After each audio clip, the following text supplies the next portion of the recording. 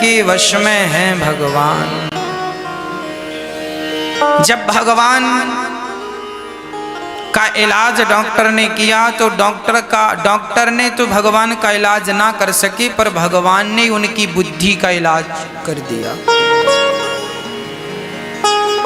कोई भगवान को पत्थर कहता है, कोई भगवान को मूर्ति कहता है, पर जिसके हृदय में भगवत प्रेम है वो इन्हें भगवान कहता है। आप पत्थर देखते हैं, हम उस पत्थर में कृष्ण को देख लेते हैं। ये तो अपने अपने देखने का नजरिया है साहब। आपका अपना नजरिया है, हमारा अपना नजरिया है। गुलाब का एक बगीचा था, उस बगीचे के पास से एक व्यापारी निकला तो बगीचे को गुलाब का बगीचा देखकर बोला, वाह, ये गुलाब का बगीचा मिल जाता तो मैं गुलाब का व्यापार शुरू कर देता। थोड़ी देर बाद वहां से एक भगवान का सच्चा भक्त गुजरा और उसने खिले हुए गुलाब देखे तो उसने कहा, ये गुलाब का बगीचा मुझे मिल गया होता तो मैं भगवान का श्रृंगार, संपूर्ण श्रृंगार गुलाब से कर दिया होता। एक ही वस्तु को दो लोगों ने देखा, एक व्यापार के नजरिए से, एक प्रभु के प्यार के नजरिए से। जाकी रही भावना जैसी, प्रभु मूरत देखी तिन तैसी। जो जिस भाव से भगवान को देखता है, भगवान उस भाव से उसे देखते। भगवान उसी भाव से देखते। इसलिए भाव का भूखा हूं मैं, भाव ही एक सार है, और भाव से भजले मुझे तो भव से बेड़ा पार है।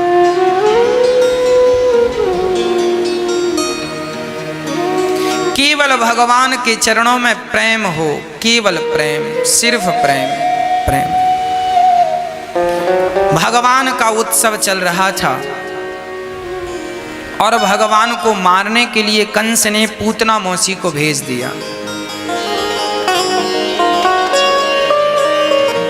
पूतना मौसी भगवान के पास गई। ये पूतना कौन है?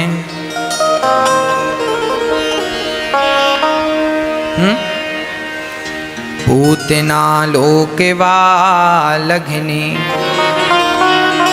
राक्षसी रुधिरासना जिघांसयापहरये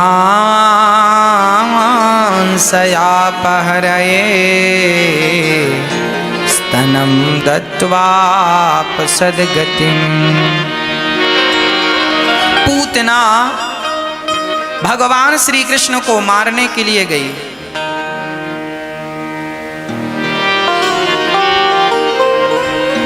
पूतना मौसी भगवान के पास रूप बदल कर गई। बड़ी कुरूपणी थी पर बड़ी सुंदर बंठन करके गई है।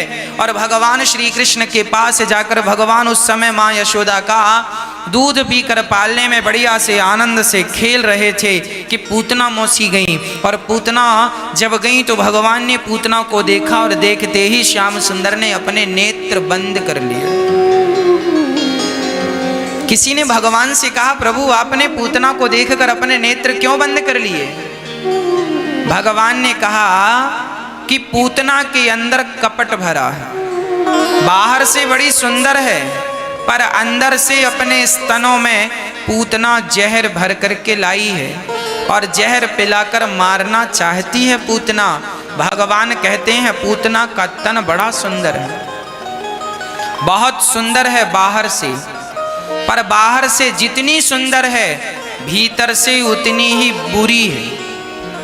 भगवान कहते हैं जिनके अंदर कपट भरा होता है ऐसों को मैं देखना भी पसंद नहीं करता।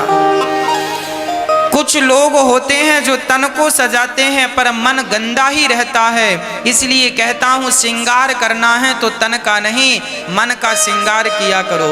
मन को सुंदर बनाइए। मन की मैल धुल गई तो बस सब ठीक है। इसलिए श्रृंगार तन का नहीं, श्रृंगार मन का करना है। पूतना को देखकर भगवान ने नेत्र इसलिए बंद कर लिए क्योंकि पूतना के हृदय में कपट भरा है, और जिसका तन सुंदर है मन सुंदर नहीं है, ऐसों को भगवान कहते हैं मैं देखना भी पसंद नहीं करता। अच्छा, भगवान उन्हें कभी नहीं देखते जिनके अंदर कपट होता है। राम जी स्वयं कह रहे हैं, निर्मल मन जन सो मोहि पावा, मोहि कपट छल छेद्र न भावा। भगवान कहते हैं हमें कपट बिल्कुल अच्छा नहीं, हमें निर्मल मन चाहिए। अच्छा, ये कपट क्या है? आज 100 में से 95 लोग ये नहीं जानते कि कपट किसे कहते हैं। नाम सब सुनते हैं, कपट कपट कपट नहीं करना चाहिए, नहीं, सबको याद है कि नहीं करना चाहिए, पर किसी से कहो भैया ये कपट क्या है, क्या बीमारी है, किसी को, लगभग किसी को नहीं पता कि कपट क्या है। आज हम आपको कपट की व्याख्या करके बताते हैं ये कपट क्या है। हमारे भीतर यदि कपट होगा तो भगवत प्राप्ति में ये बाधा बन जाएगा। जैसे सुई में धागा डालना हो तो धागे में गांठ नहीं होनी चाहिए, यदि एक भी गांठ है तो सुई के छेद से धागा निकलेगा नहीं, फंस जाएगा क्योंकि गांठ है। उसी प्रकार आप भी मोक्ष के दरवाजे में फंस जाएंगे यदि कपट की गांठ होगी तो। जिनके भीतर कपट नहीं है वो तो मोक्ष के दरवाजे से निकल, मोक्ष का दरवाजा सुई के छेद के बराबर है। सुई का छेद जितना बड़ा है इतना ही बड़ा मोक्ष का दरवाजा। इसलिए कहता हूं आप बहुत छोटे बन के रहा करो। जिसके भीतर अहंकार होता है वो बहुत बड़ा समझता है, अपने आप को बहुत बड़ा मान लेता है, और भैया अब सुई के छेद से बड़ा आदमी निकलेगा कैसे? तो ये फिर मोक्ष में, मोक्ष के द्वार में फंस जाता है और अंदर ना जाने के कारण ये नरक के गड्ढे में गिर जाता है। इसलिए नरक का दरवाजा बड़ा है। जो बड़े हैं, नरक का दरवाजा बहुत बड़ा है और मोक्ष का, स्वर्ग बैकुंठ का, गोलोक धाम का दरवाजा बहुत सुई के छेद जैसा है। जितना बड़ा सुई का छेद है, इसलिए हनुमान जी लंका गए तो बड़े बनकर नहीं, हनुमान जी लंका गए छोटे बनकर। और जब लंका से वापस आए ना हनुमान जी, तो भी बड़े बनकर नहीं आए, तो भी छोटे बन करके आए। अति लघु रूप पवन सुत लीन्हा, हनुमान जी छोटे बन गए। आप जितना छोटे बन सकते हैं बन जाइए। इसलिए कहा करता हूं झुकना सीखिए बड़ों के सामने। मैं कौन हूं? मैं भक्तों के चरणों की धूल हूं। मैं कौन हूं? मैं आपके चरणों की धूल हूं। इसलिए हे नाथ, मैं आपके चरणों की धूल हूँ, मैं भक्तों के चरणों की धूल हूँ। मेरी हैसियत तिनके से ज़्यादा, मैंने बताया था ना कि भगवान के मंदिर जाया करो तो तिनका लेकर जाया करो। भगवान बोलेंगे ये तिनका लेकर क्यों आए हो? कह देना प्रभु तिनका लेकर नहीं आया, आज तिनका बनकर आपके चरणों में चढ़ने के लिए आया हूँ। तिनके की तरह मेरी हैसियत है, तिनके से ज़्यादा मेरी कोई औकात नहीं है। इसी से काम बनेगा, इसी से कल्याण होगा। प्रिय भक्तों,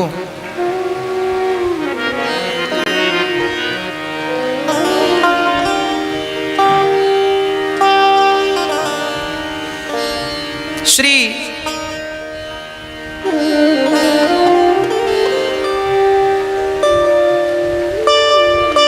पूतना मौसी को देखकर भगवान नेत्र बंद करते हैं। क्या है पूतना के भीतर? भगवान कहते हैं इसके भीतर कपट भरा है। कपट क्या है? जो बुराई मेरे अंदर है मैं उस बुराई को स्वीकार ना करूं, अपने आप को बेहतर बताऊं, अच्छा बताऊं, यही कपट है। अच्छा, आज लोगों का कल्याण क्यों नहीं होता? आज लोगों का दुख दूर क्यों नहीं होता? आज के लोग परेशान क्यों हैं? आज का व्यक्ति इसलिए परेशान है क्योंकि उसके भीतर जो बुराई है वो बुराई तो है, पर वो स्वीकार नहीं करता कि मेरे भीतर ये बुराई है, ये बुराई मेरे भीतर है, स्वीकार नहीं करता।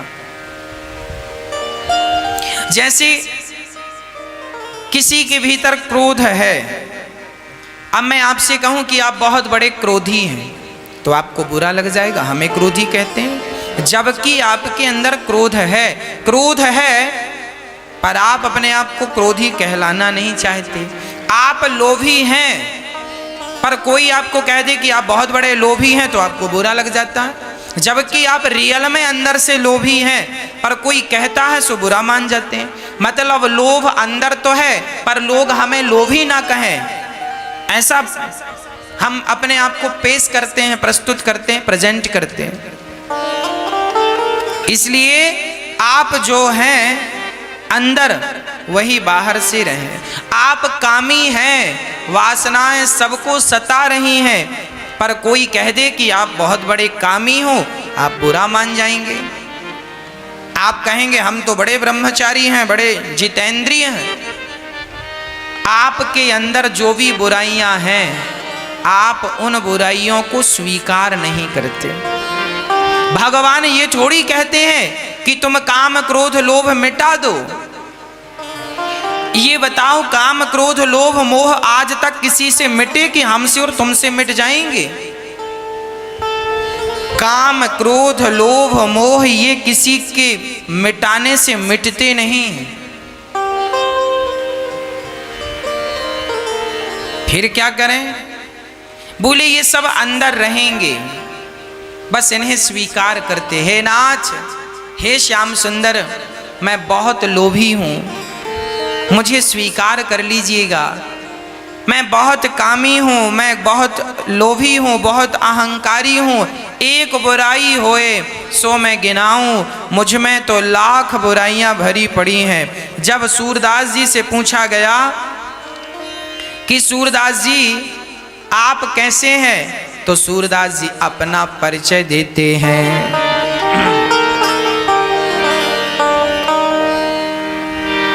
सूरदास जी कहते हैं, देखिए सूरदास जी का परिचय सुनिएगा, है ना? क्या परिचय है सूरदास जी का?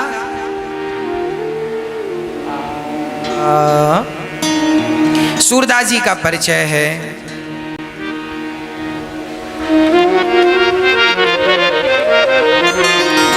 हाँ, मौसम कौन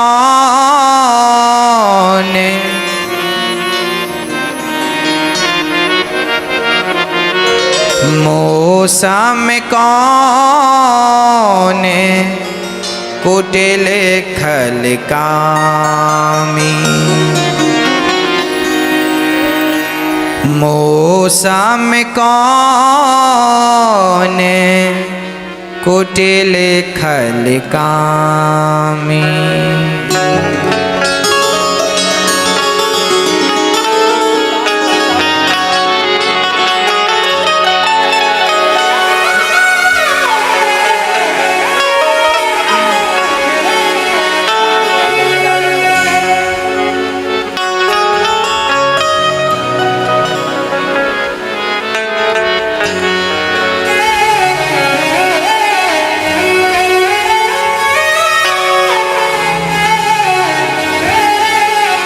मौसम कौन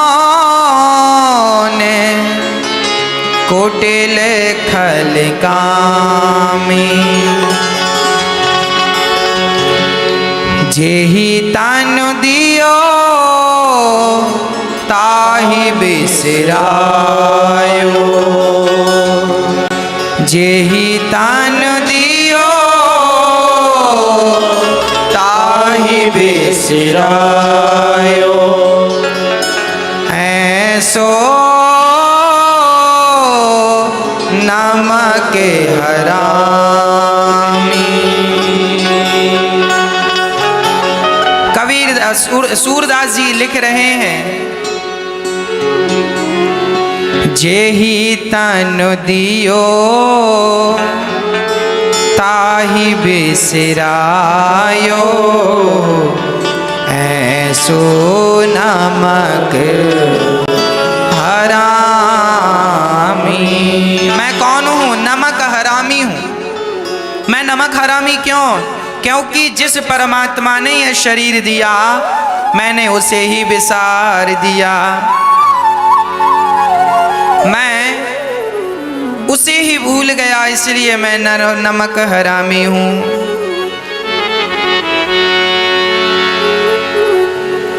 भरी भरी उदर विषय को धावो जैसे सोकर ग्रामी।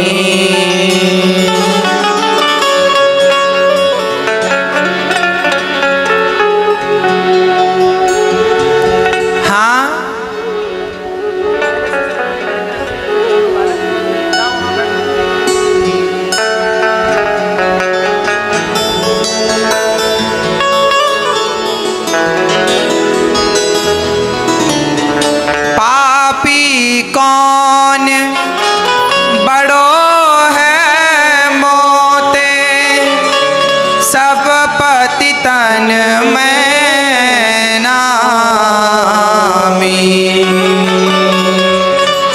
सूर्य पतित को ठौरे कहाँ है, सुनिए श्रीपति स्वामी।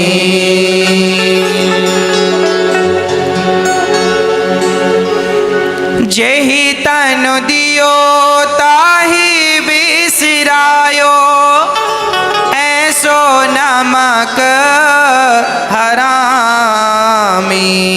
भरे भरे उदर विषय को धावो जैसे सोकर ग्रामी। सूरदास जी कहते हैं मैं नमक हरामी हूँ, मैं सूकर ग्रामी, मैं सुअर हूँ। और मैं कौन हूँ? पतित हूँ, पतित। हे प्रभु, मेरे जैसा अभागा भला इस धरती में कौन होगा? किसी ने कहा सूरदास जी अपने आप को इतना तुच्छ, इतनी गालियां क्यों दे रहे हैं? तो सूरदास जी बोले अपने को गाली ना दूं तो फिर गालियां दूं किसे? संसार का व्यक्ति दूसरों की गलतियां देखता है और भक्त सदा अपनी गलतियां देखकर उन्हें सुधारने की कोशिश करता है। कबीरदास जी कहते हैं बुरा जो देखन में चला बुरा न मिलिया कोई, जो दिल खो जा आपना मुझसे बुरा न कोई।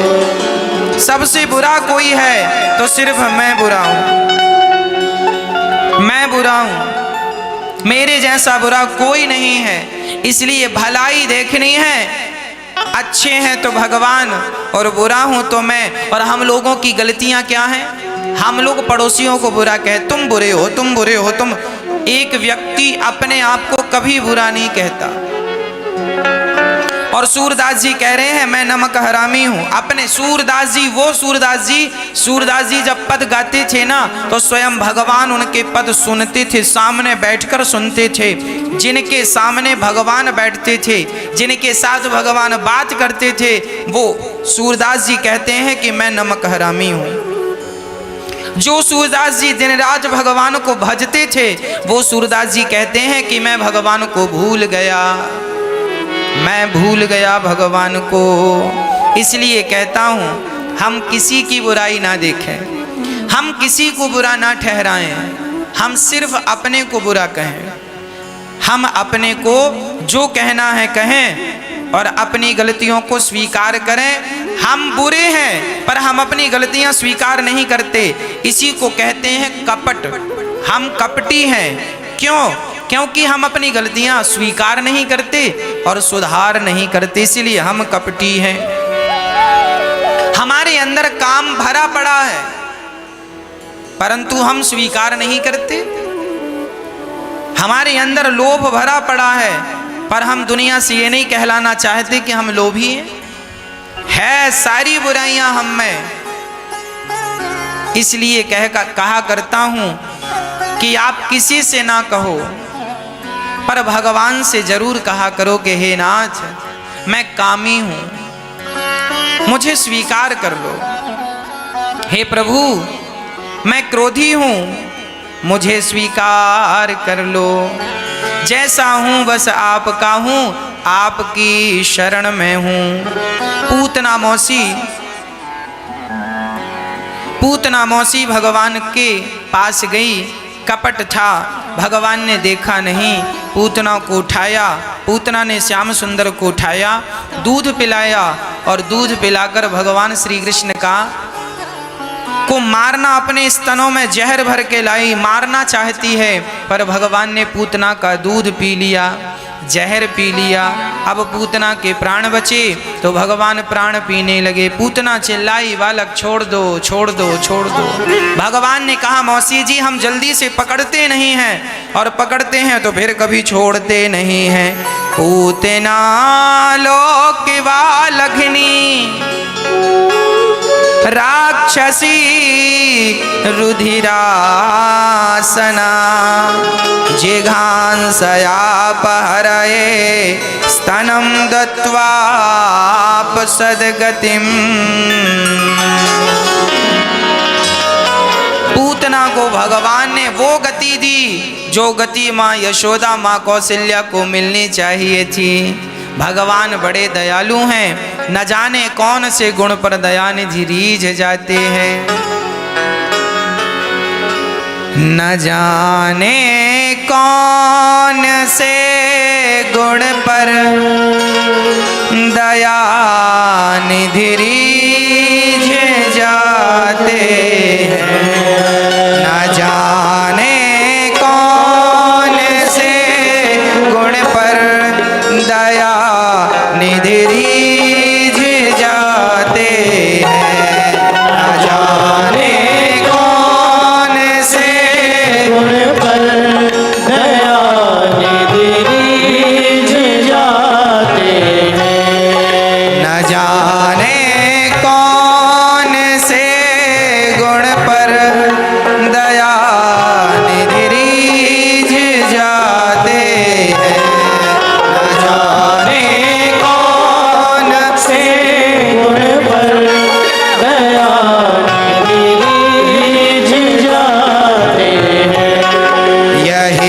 सदग्रंथ कहते हैं, यही हरि भक्त गाते हैं। यही सदग्रंथ कहते हैं, यही हरि भक्त गाते हैं। न जाने कौन से गुण पर दया रीझ जाते हैं। न जाने कौन से गुण पर दया रीझ जाते हैं। भगवान पता नहीं किस पर कब कृपा कर ले। न रोए, जब भगवान वनवास गए तो दशरथ जी रो रहे थे। दशरथ जी को रोता हुआ छोड़ राम जी चले गए। राम की आंखों में आंसू नहीं आए। राम जी रोए तो कहाँ रोए? ना रोए बन गमन में श्री पिता के वेदनाओं पर।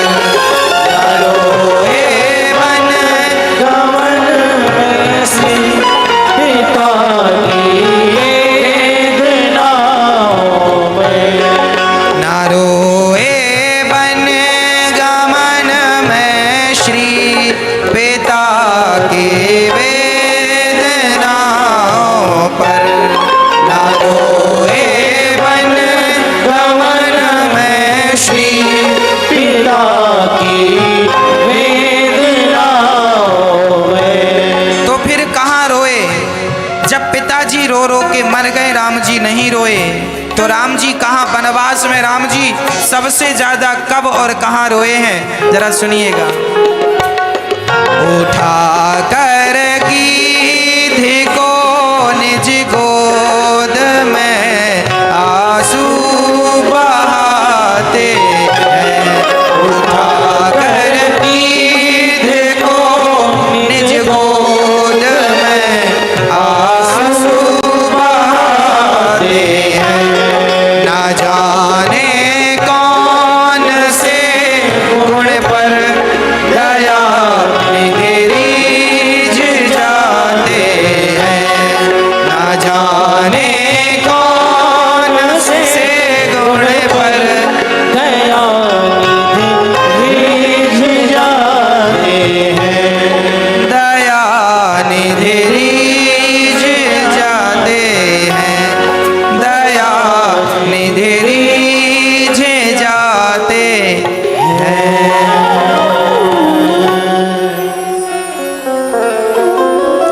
न जाने कौन से गुण पर दया निधि रीझ जाते हैं। न रोए वन गमन में श्री पिता की वेदनाओं पर। स्वयं के पिताजी चले गए, राम जी नहीं रोए। कहाँ रोए? उठा कर गीध को निज गोद में आंसू बहाते हैं।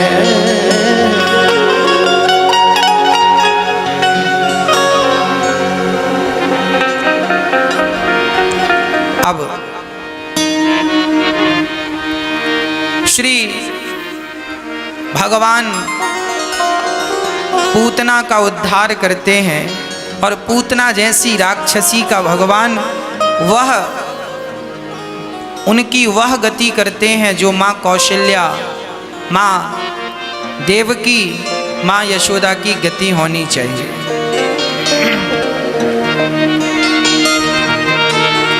पश्चात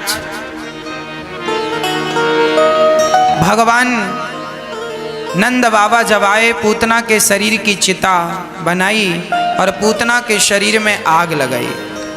पूतना के शरीर से सुगंध निकल पड़ी। परीक्षित ने कहा, प्रभु ये तो राक्षसी थी, इसके शरीर से सुगंध क्यों निकली? तब भगवान ने कहा, सुखदेव भगवान ने, राजन ये राक्षसी थी, पर जैसे लोहा पारस की संगत कर लेना तो लोहा सदा सदा के लिए सोना बन जाता है। उसी तरह जब कोई पापी से पापी व्यक्ति भगवान की शरणागति ग्रहण कर लेता है तो भगवत शरणागति करते ही वो पापी कितना भी पापी क्यों ना हो, सन्मुख हो ही जीव मोहि जबहि, जन्म कोटि यघ नासहि तबहि। कितना भी बड़ा पापी क्यों ना हो, वह जब सत्संग करता है, भगवान की भक्ति करता है, तो वह पापी भगवान के स्पर्श मात्र से पुण्यात्मा हो जाता है। दर्शन मात्र से पाप समाप्त हो जाते हैं। जैसे सूर्य के उदय होते ही सारा अंधकार स्वतः मिट जाता है, ऐसे भगवान का दर्शन करने मात्र से भीतर के समस्त पाप अपने आप समाप्त हो जाते हैं और व्यक्ति पुण्यात्मा हो जाता है। इसलिए पूतना के सारे पाप धुल गए, क्योंकि भगवान का स्पर्श कर लिया और भगवान ने उनकी सदगति ही कर दी।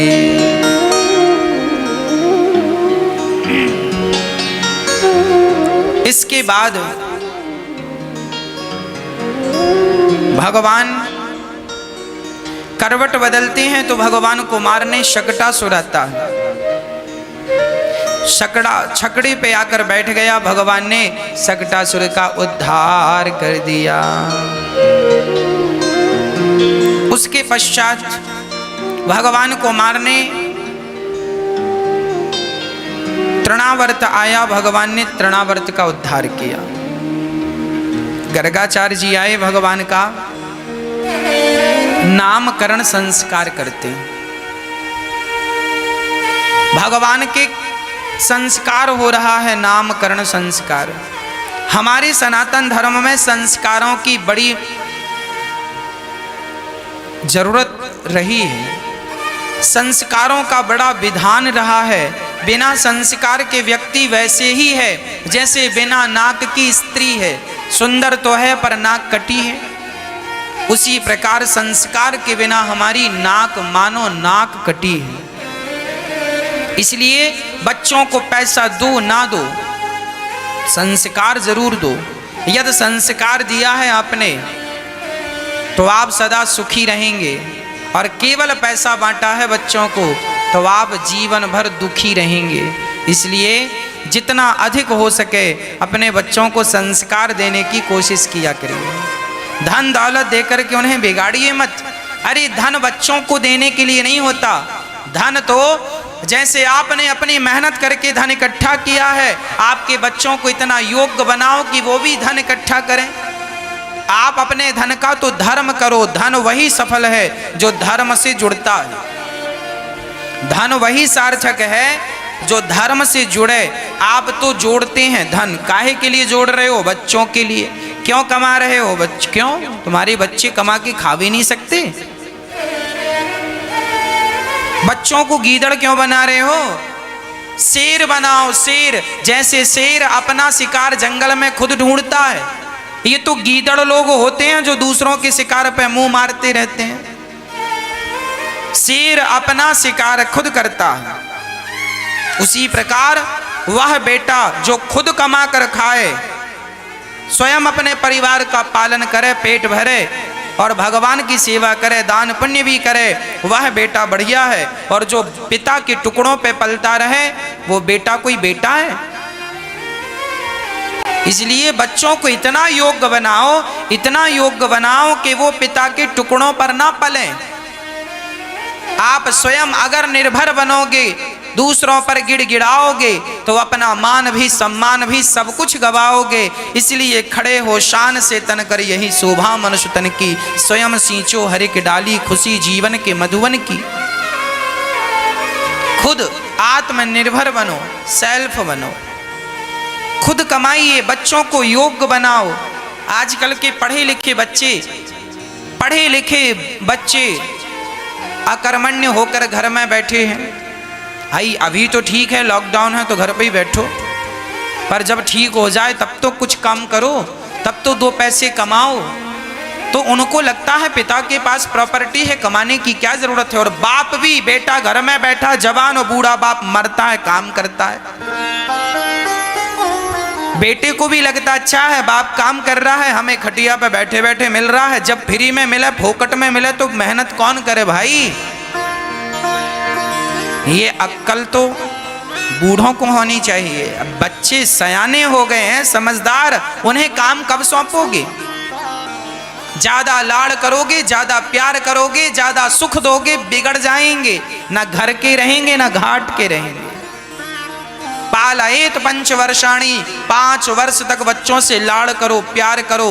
5 वर्ष के बाद जब बच्चे 6वें वर्ष में प्रवेश, 6 वर्ष का बालक हो तो 6 वर्ष के बच्चे को, 6 वर्ष से लेकर 16 वर्ष तक के बालक को जरा डांटा करो, आंख दिखाया करो। गलती करे तो उसे थप्पड़ मारो, गलती करे तो आंख दिखाओ। आंख दिखाने से काम ना बने तो दंड जरूरी है, थोड़ा थोड़ा मारना जरूरी है, ताकि उन्हें भय रहे कि हाँ गलती करेंगे तो माँ मारेगी, गलती करेंगे पिताजी मारेंगे, पापा मारेंगे। इसलिए भय जरूरी, भय बिनु हो ही न प्रीत। और जब बाप का जूता बेटे के पाँव में बराबर आने लग जाए तो पिता को अपने बेटे के कंधे में हाथ रख के चलना चाहिए। पिता को अपने बेटे का सबसे बेस्ट फ्रेंड बन जाना चाहिए। बेटी की सहेली, बेस्ट सहेली, बेस्ट सखी वो माँ बन जाए, माँ बेटी की सखी बन जाए और पिता बेटे का दोस्त बन जाए। आजकल बच्चों के दोस्त बुरे बुरे हैं, इसलिए बच्चे बुरी हरकत और गलत हरकत करते हैं। क्यों? क्योंकि बाप बना घूमता है। अरे भैया बाप, अब तुम बाप बने ना घूमो, बेटों के कंधे पे हाथ रख के चला करो, कहा करो बेटा हम तुम्हारे फ्रेंड हैं, दोस्त हैं। बच्चों के साथ दोस्ती करो ताकि बच्चों के अंदर कोई बात हो तो वो आसानी से आपको बताएं। गलत निर्णय ले रहे हैं तो आपको बताएं, सही डिसीजन ले रहे हैं सो आपको कहें। कई पिता ऐसे होते हैं ना, डांटते रहते हैं बच्चों को, डराते रहते हैं उनको, वो ये कहते रहते हैं कि हम तुम्हारे बाप हैं, बाप हैं। और बच्चा फिर ज़्यादा डरता है और डर के मारे कुछ बताता नहीं है और फिर वो गलत हरकत करता है, गलत रास्ते पे चला जाता है। फिर ये माथा पकड़ के रोते हैं कि बच्चे बिगड़ गए। जिस समय लाड़ की जरूरत है उस समय लाड़ करो, प्यार की जरूरत है प्यार करो, डांटने की जरूरत, सही वक्त पर सही चीज। दाल में कितना नमक, कितनी हल्दी, कितना मसाला बराबर मात्रा में पड़ेगा तो स्वाद बनेगा, और कहीं एक चीज ज्यादा हो गई और एक चीज कम हो गई, सारा स्वाद बिगड़ जाएगा। जीवन में संस्कार देने का भी सही तरीका है ये। बच्चे की आयु देखकर उससे बात करनी चाहिए। बड़ा हो गया है, जवान है आपका, अभी देखो पढ़े लिखे बच्चे अभी IPL देख रहे हैं, क्रिकेट देख रहे हैं। जरा पूछो अपने बच्चों से, क्रिकेट तुम 3 घंटा देखते हो, 6 घंटा देखते हो, ये बताओ क्या फायदा है इससे तुम्हारा? क्या फायदा है? तुम्हें क्या मिल रहा है? अपने लिए 2 रोटी कमाओ, क्रिकेट देखकर समय न वेस्ट करो। ये बेवकूफ बनाने वाली कंपनियां हैं, तुम्हें क्रिकेट दिखा नहीं रही हैं, तुम्हें बेवकूफ बना रही हैं। तुम्हारा समय केवल तुम्हारा 6 घंटा जानते हो कितने का होता है? बड़े बड़े मैंने सुना अंबानी, टाटा, बिरला, अंबानी, इन लोगों के 1 घंटे की कमाई करोड़ों की है, करोड़ों की। मैं कहूं कि 20 करोड़ 50 करोड़ तो अति संयुक्ति नहीं होगी। अंबानी, टाटा, बिरला जैसे लोगों की और भी उद्योगपति हैं, इनकी घंटे की कमाई करोड़ों की है। और भारत का जवान 6 घंटे देखता है क्रिकेट। 6 घंटा जानते हो अंबानी का 6 घंटा कितने का होता है? 1 घंटा 10 करोड़ का, तो 6 घंटा आप लगा लो। और आजकल के बच्चे रोते हैं, महाराज जी कोई काम नहीं है, कोई जॉब नहीं मिल रहा। अरे जॉब मिल तो रहा, तुम क्रिकेट देख तो रहे हो, यही तो जॉब है तुम्हारा। अब बेवकूफ हो तो यही जॉब मिलेगा, होशियार होते तो 2 रोटी कमाते भी। अब बेवकूफों को और क्या इससे बढ़िया जॉब मिलेगा? कंपनियां तुम्हें बेवकूफ बना रही हैं और बेवकूफ बना के तुम टाइम वेस्ट कर रहे हो, यही सबसे बड़ा जॉब है तुम्हारा। क्रिकेट देखो, देखो अपना समय जाया करो। समय का दुरुपयोग करने वाला जीवन भर रोता है, और समय वेस्ट करने वाले की संगत जो करेगा वो भी रोएगा। इसलिए घर में बैठे हो तो भी अपने बारे में कुछ अच्छी प्लानिंग कर लो, कुछ अच्छा सोच लो कि अपने आप को कैसे सफल बनाना है। अंबानी सफल हो सकते हैं, टाटा, बिरला सफल हो सकते हैं, आप क्यों नहीं सफल हो सकते भैया? आप क्यों नहीं पैसा कमा सकते? आप क्यों नहीं अपना नाम रोशन कर सकते? सब कर सकते हो आप, परंतु आप करना कुछ नहीं चाहते। आपको तो क्रिकेट देखने में मजा आता है, व्यर्थ की बकवास देखने में मजा आता है। भारत का युवा जो चिल्लाता है ना, रोजगार नहीं है, काम नहीं है। अरे तुम नौकरी क्यों करना चाहते हो? नौकरी दे दो, सरकारी नौकरी दे दो। क्यों दे दें नौकरी? अरे नौकरी लेने वाले क्यों बन रहे हो? इतना योग्य हो, इतना योग्य बनाओ अपने आप को कि आप नौकरी लेने वाले ना बने, आप नौकरियां देने वाले बने। दीजिए नौकरियां देश को, 10 लोगों को, 20 लोगों को, 50 लोगों को, 100 लोगों को, 500 लोगों को नौकरियां। इतना योग्य बनो कि नौकरियां आप दें। नौकरियां लेने वालों की तो भीड़ बहुत लगी है, आप भी उस भीड़ में खड़े हो गए तो फिर आपकी पढ़ाई का, शिक्षा का, योग्यता का क्या अर्थ निकला? हवा के साथ उड़ने वाले ना महान नहीं होते, हवा के उस आंधी को चीर कर अपनी जगह पर स्थिर होने वाले इतिहास रचते हैं। नदी की लहर में, नदी की धार में बहने वाला इतिहास नहीं लिखता, बल्कि नदी की धार में, धार को चीरता हुआ उस पार चला जाए, धार को चीरता हुआ आगे बढ़े, वो इतिहास रचता है। नदी की धार तो तिनका भी बहना जानता है, एक पीपल का पत्ता नदी की धार में डाल दो तो नदी की धार धार तो पीपल का पत्ता भी बह जाएगा, बबूल का पत्ता भी बह जाएगा। जमाने के साथ तो सब बह ही रहे हैं, तुम भी बह रहे हो। अरे इस नदी की धार को चीर कर आगे बढ़ना, वो लोग इतिहास लिख जाते हैं। यदि महान बनना है तो अभी समय जाया ना करो, वेस्ट ना करो। उठ जाग मुसाफिर, भोर भई अब रैन कहाँ तू सोबत है। भारत के लोग बेवकूफ बन जाते हैं, हम क्या करें।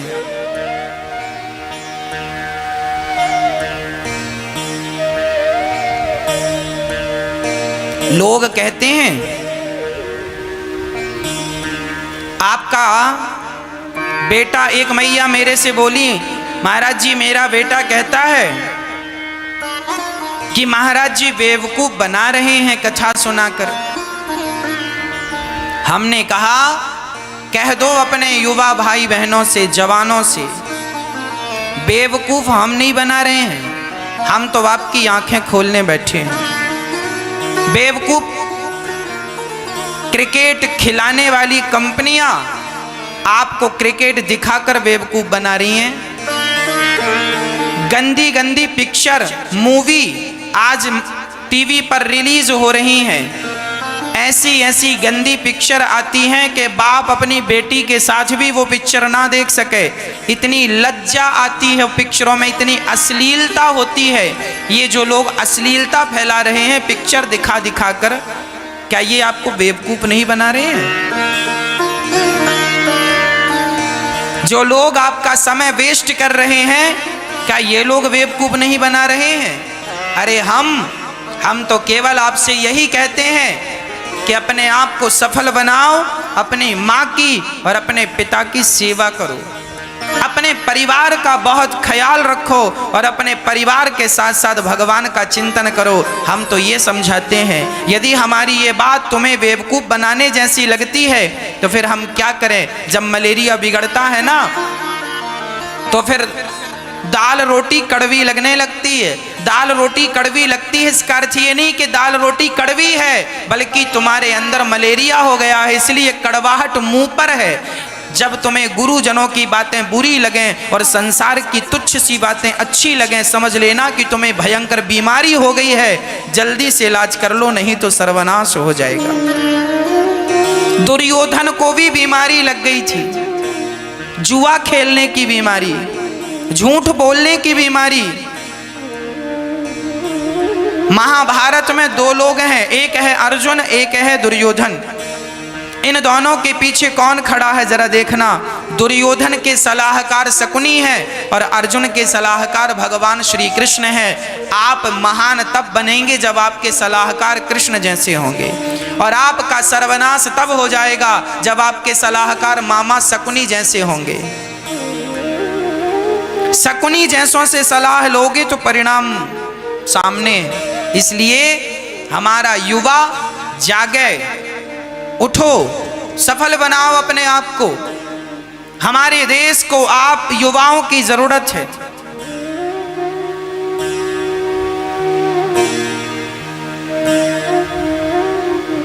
हमारे देश को आप युवाओं की जरूरत है।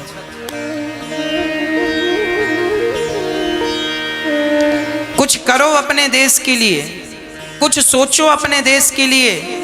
नौकरियों के लिए लाइन में ना खड़े रह जाओ, अपने आप को बहुत बड़ा व्यक्ति बनाओ, सफल व्यक्ति बनाओ। यही आपके संस्कार हैं।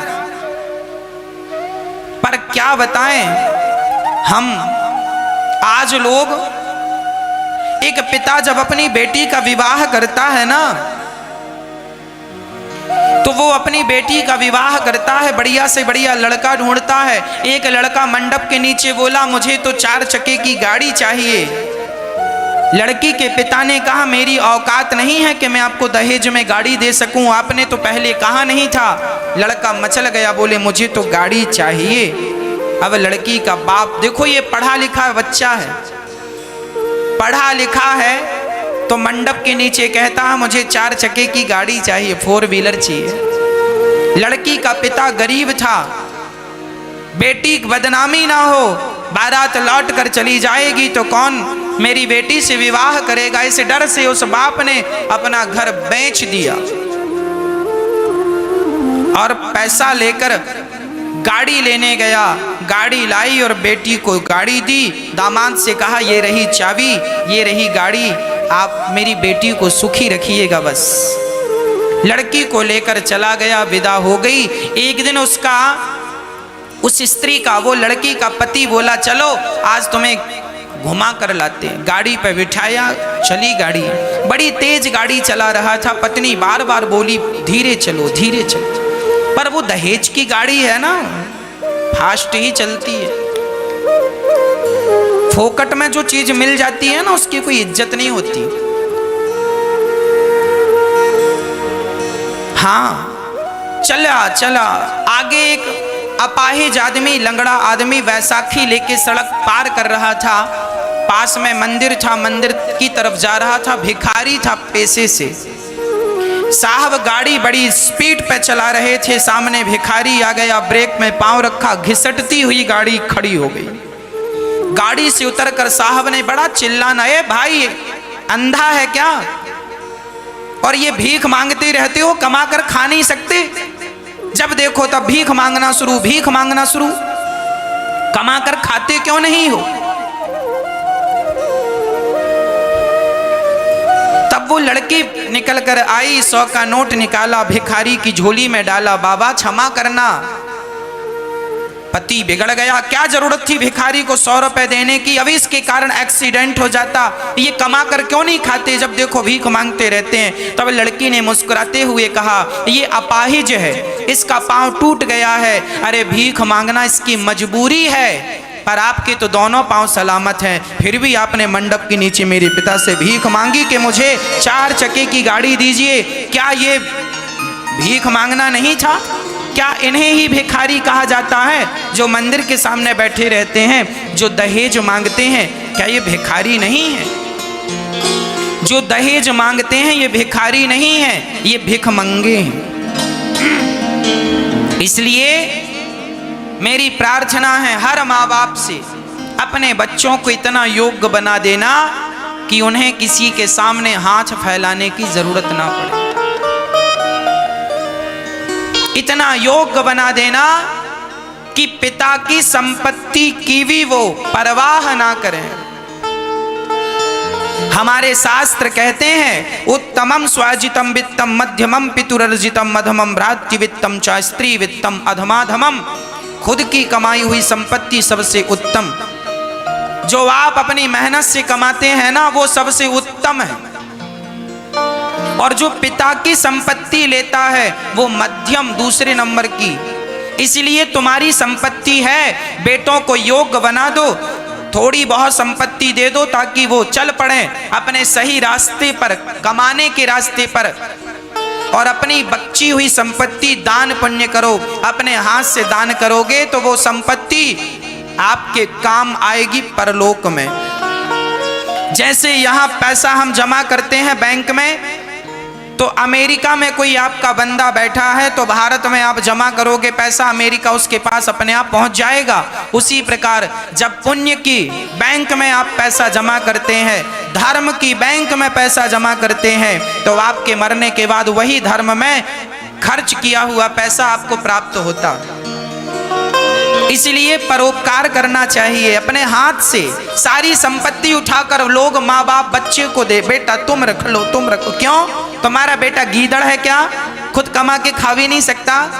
अपने हाथ से पुण्य करो मेरी माँ। बच्चे समझदार हैं, पढ़े लिखे हैं, 21वीं सदी के हैं। अरे बंदर भालू भी अपना पेट भर लेते हैं, चिड़िया भी अपना पेट भर लेती है, कुत्ते बिल्ली भी अपना पेट भर लेते हैं और बच्चों का पालन कर लेते हैं। तुम्हारे बच्चे क्या अपना पेट भी नहीं भर पाएंगे?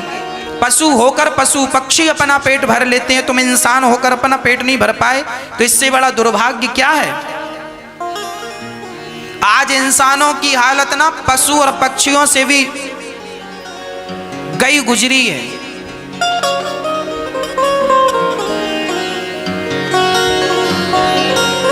कैसे?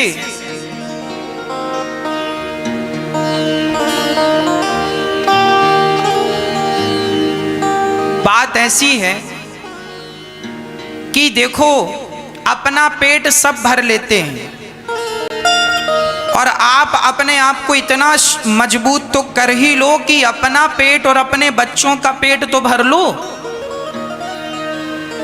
इतना तो कर लो कि अपने बढ़िया दाल रोटी अच्छे से खाओ और अपने बच्चों को खिलाओ, इतना तो कमा लो भैया, इतना तो कर लो। दूसरों के भरोसे कब तक बैठे रहोगे? खुद की कमाई संपत्ति सबसे उत्तम है। पिता की संपत्ति मध्यम और भाई की संपत्ति अधम और स्त्री की संपत्ति मतलब दहेज की संपत्ति तो अधम से भी अधम। दहेज के धन को तो चिमटी से भी नहीं छूना चाहिए।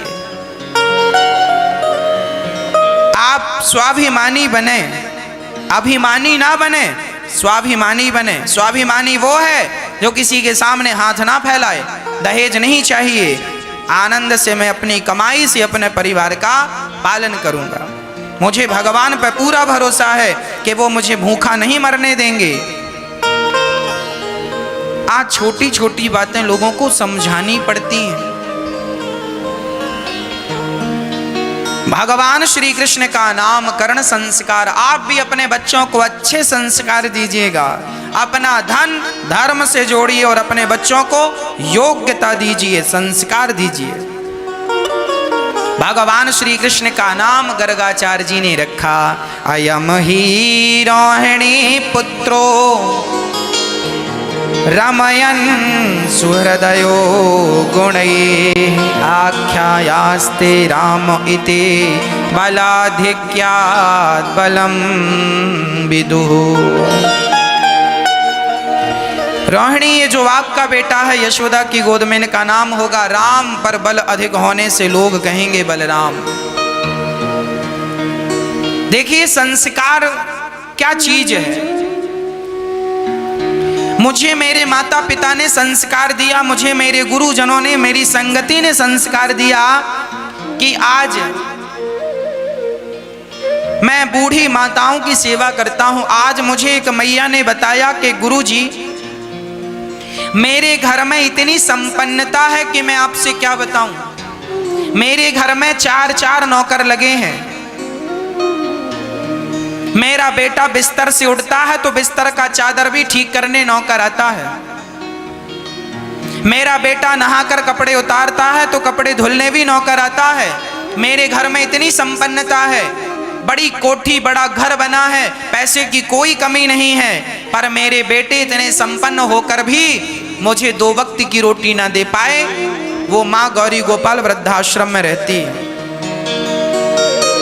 वो माँ मेरे पास रहती है। ये दास अनिरुद्ध माँओं की सेवा करता है।